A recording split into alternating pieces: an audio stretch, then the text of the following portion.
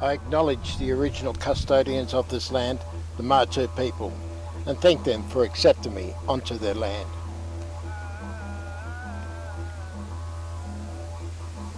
For many thousands of years, the Martu tribe have lived and cared for the large expanse of land which we now know as the Gibson and Western Deserts. These ancient nomads hunted and gathered, living their tribal lives as their ancestors had done long before them.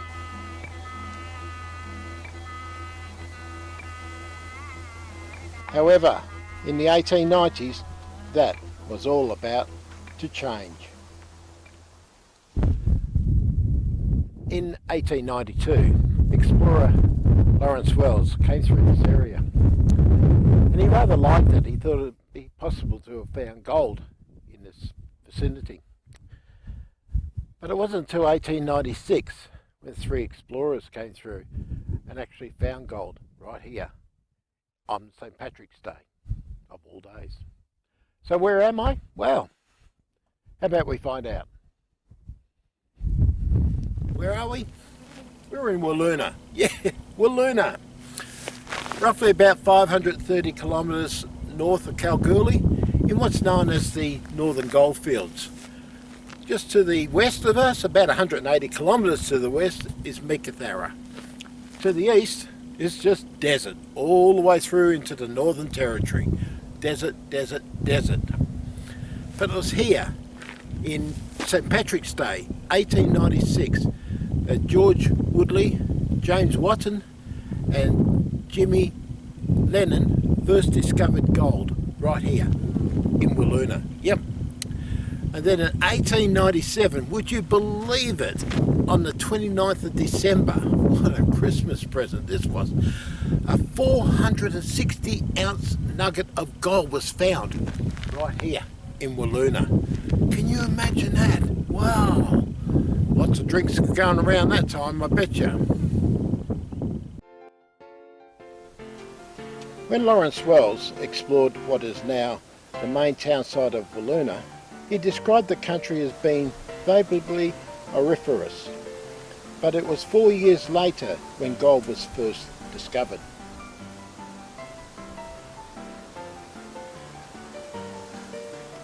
By the end of the 1896, Wiluna's population had grown to over 300 people and was steadily climbing.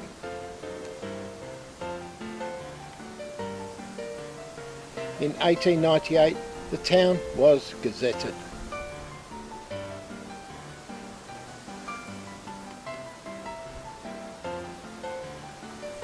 Buildings were replacing canvas tents as businesses grew quickly to cater for the seemingly endless stream of hopeful miners and their families flocking to the area, seeking fortune in this latest West Australian gold rush.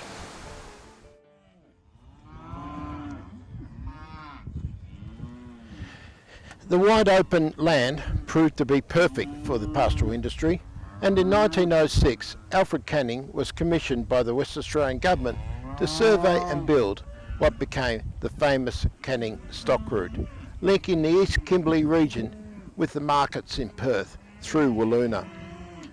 Today the pastoralists provide employment and capital to the Wiluna region. Famous Canning Stock Route.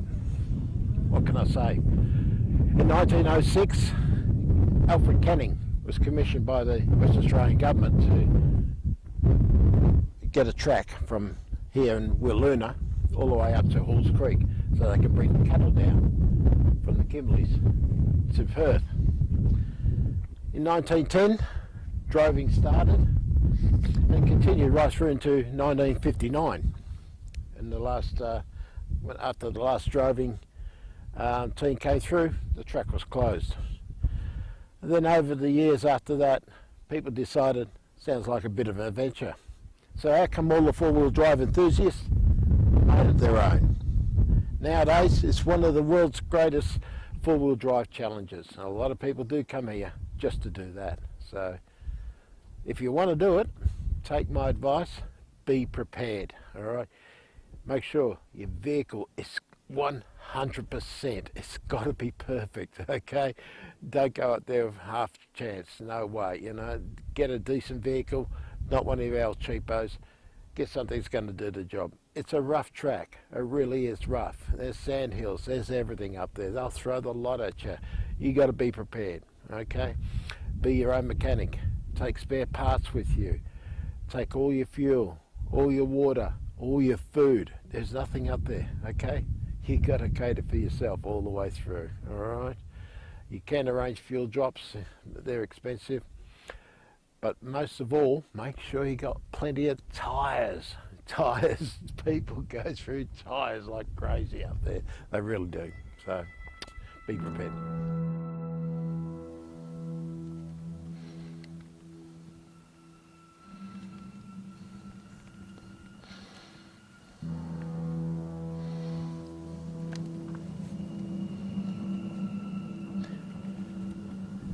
Many four-wheel drive enthusiasts come to Wiluna every year to match their skills and courage against the relentless challenges waiting for them on the grueling Canning stock route.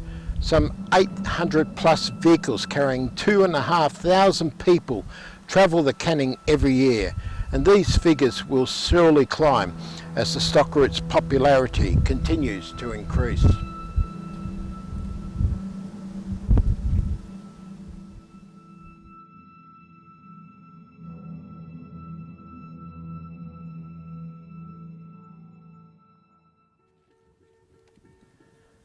Mining has been the backbone of Wiluna for over 120 years.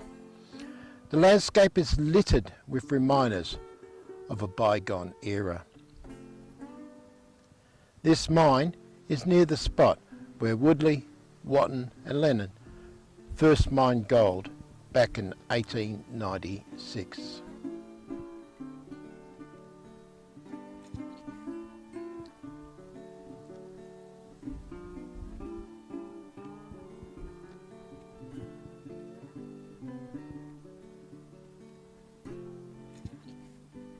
Old poppet heads and rusting machinery, disused cars, timber structures, abandoned buildings and mining vehicles simply lay where they were dumped.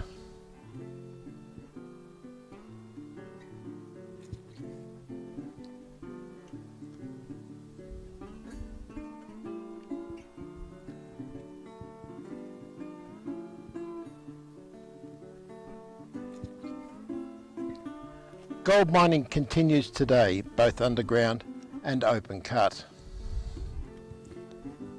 Wiluna Mining and Jundee are fully operational, but gold is not the only mineral mined these days.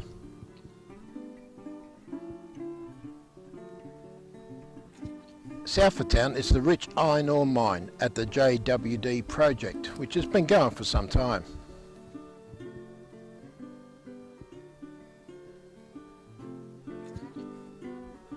Mount Keith Nickel Mine is a huge operation run by BHP.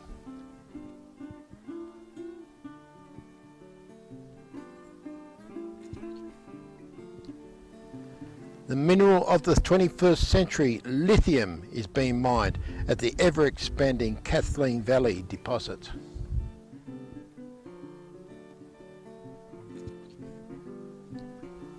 Down the end of this road, on the banks of Lake Way, lies large deposits of a very controversial mineral, uranium, just waiting to be dug up. Here is a map of the uranium deposits.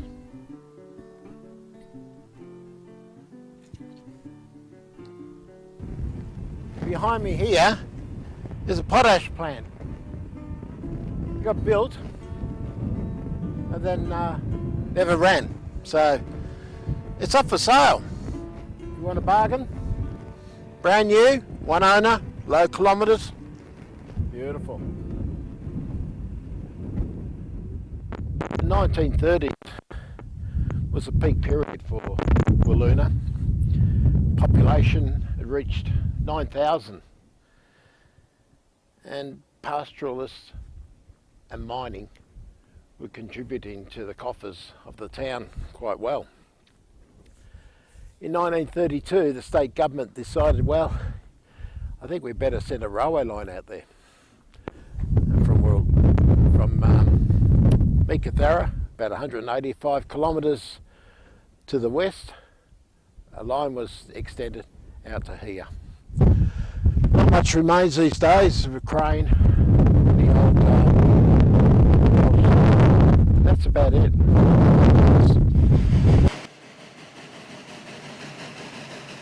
How torturous it must have been for all those workers who slaved in the hot desert heat to bring the railway line 185 kilometres from Meekatharra all the way out to Wiluna.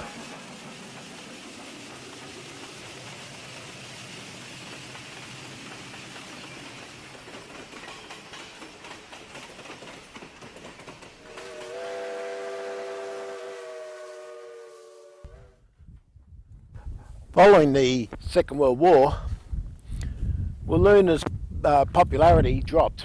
In fact, it went into quite a dramatic decline. The 9,000 plus population had been reduced to just a few hundred. In 1957, the state government decided, well, there was no point in having a train here anymore, so they closed it. Closed the railway line, pulled up all the tracks, and somehow I don't think you'll see another train here.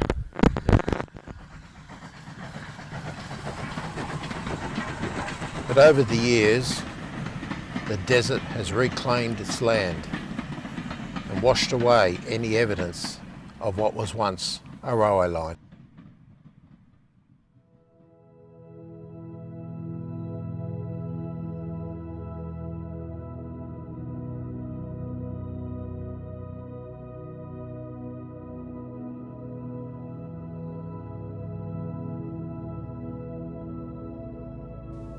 The now famous Gun Barrel Highway, which leaves town and heads eastwards, all the way into central Northern Territory. But don't be fooled, the bitumen soon gives way to the real Gun Barrel, and that's when the fun begins.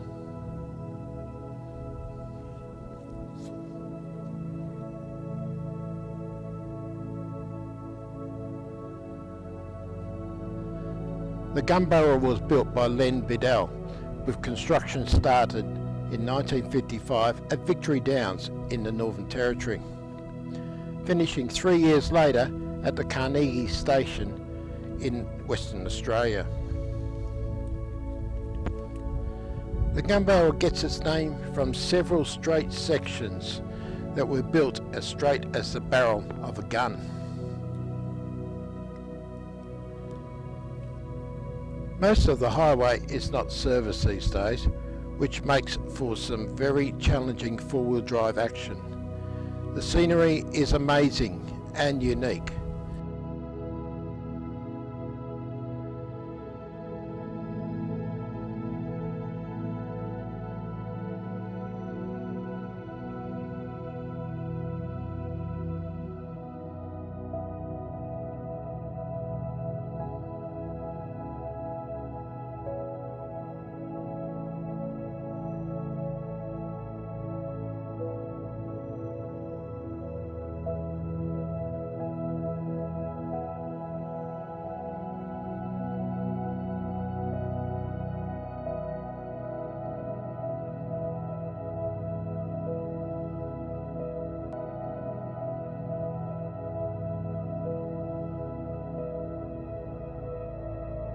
At Warrakuna, Len's grader is on permanent display in honour of his amazing feat of endurance.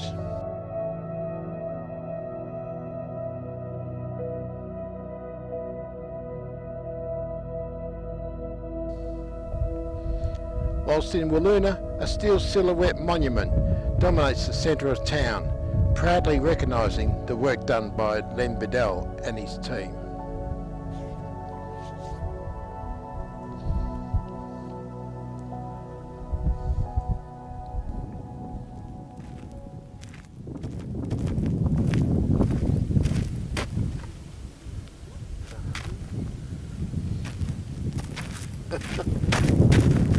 Yeah, I read it right. You got to hand it to the Shire.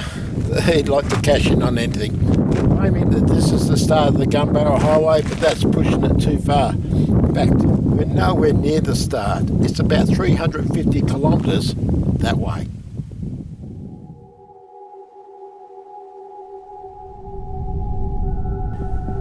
Nowadays, Wiluna is less than a shadow of its former past. Many of its buildings have since been removed.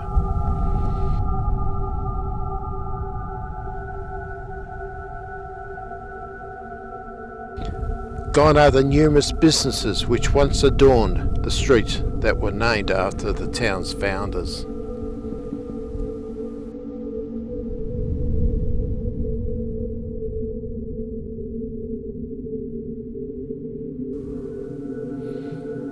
Only a couple of the original buildings still remain today.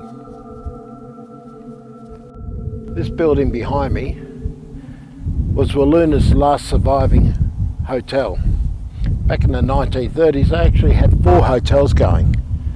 The club, this one, was the last one to survive. Nowadays, it's the administrative centre for the Wiluna Shire.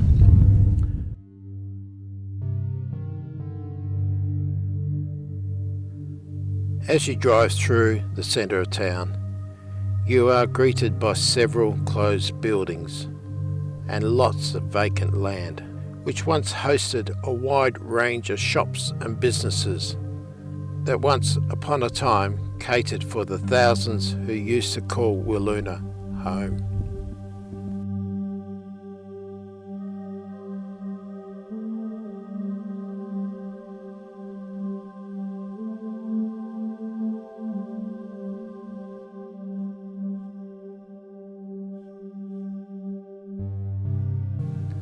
Old house pats bear evidence of a previous era of prosperity.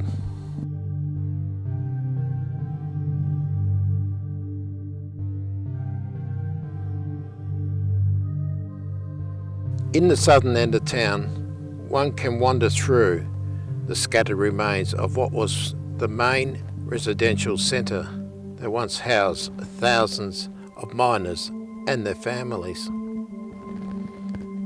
Piles of bricks, old bicycle frames, and a variety of household items make for an interesting stroll back in time.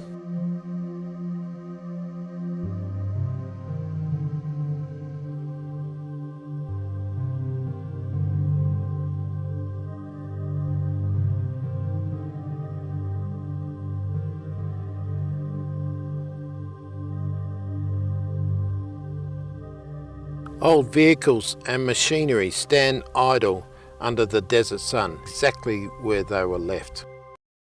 But as you move into the 21st century, Wiluna is getting a fresh breath of air. The medical centre is absolutely state-of-the-art and caters well for the district.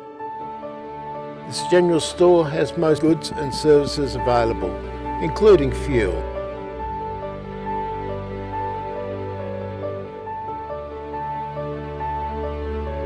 The aquatic centre is well used during the summer months. The school is fantastic, catering for 4-year-olds up to year 12s and teaching both Martu and English dialects.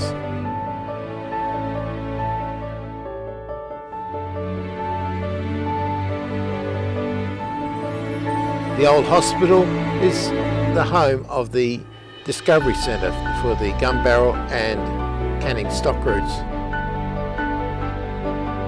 The old hospital also plays host to the Aboriginal Arts Centre. The gallery in there contains fantastic artwork created by local artists. It's really worth checking out. I've never seen anything like it. If you can't get there in person, visit the Arts Centre's website for more details of what's available.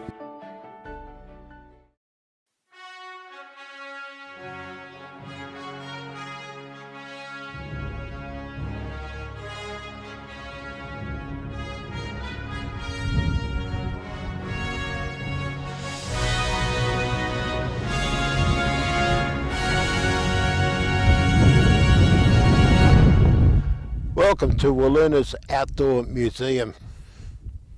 Yeah, okay.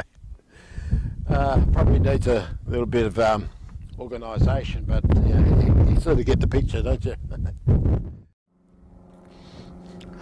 Welcome to Terminal 1, Willuna. Not much there, eh? It's about Alpha Short of Lima. Kennedy ground, TACA 570, we are being cleared to enter the ramp by a hotel. Fine, taxi to the ramp. We're cleared to enter the ramp, Taxi into the ramp and maintain radio silence. Welcome to the Members Lounge. Take a seat and someone will serve you a drink. Maybe. Just told us to roll it over. Okay, well, Brussels Air from the left is going to follow you, so if you could go...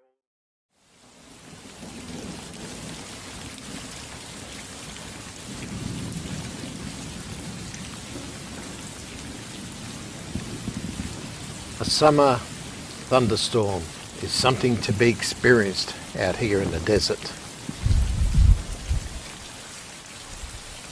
They are truly an electrifying experience.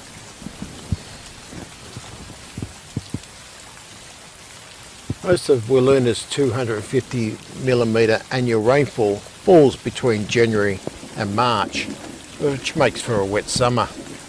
In fact, the winter is quite dry.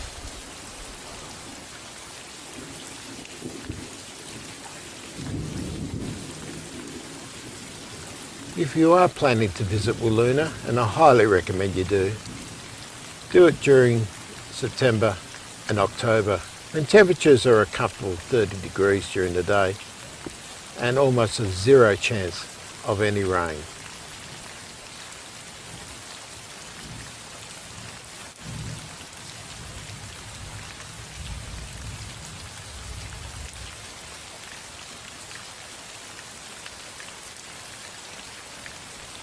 It's not unusual after heavy rain to see flooding around many of the roads in the Willuna district.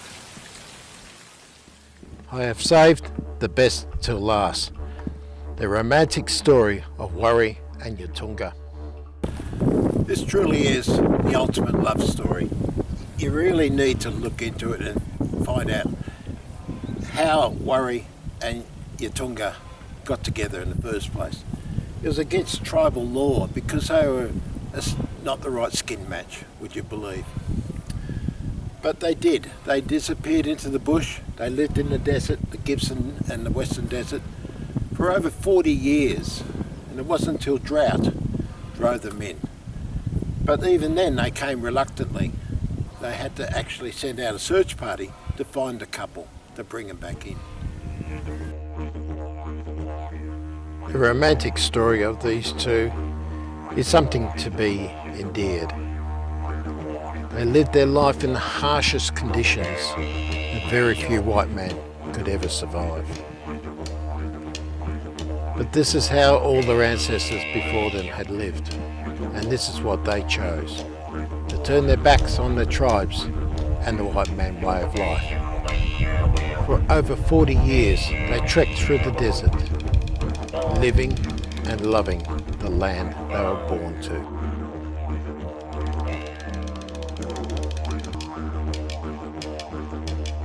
They gave birth to 3 offspring. Sadly, only 2 survived. I spent several days looking for Yalala Boss, the eldest son, the only survivor, but I could never find him.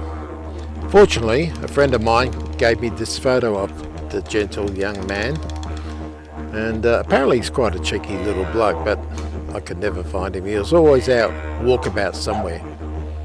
To tell you the truth, I reckon he's hiding in one of these houses somewhere. I'll keep looking, I'll find him.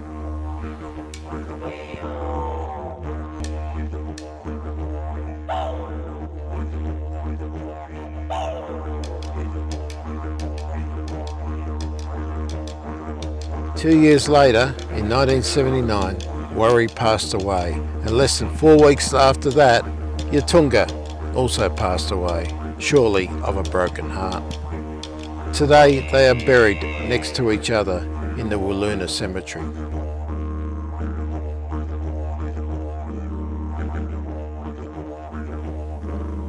Their lives together is is well celebrated both in film and in book. Well, that's the end of our trip around Wiluna.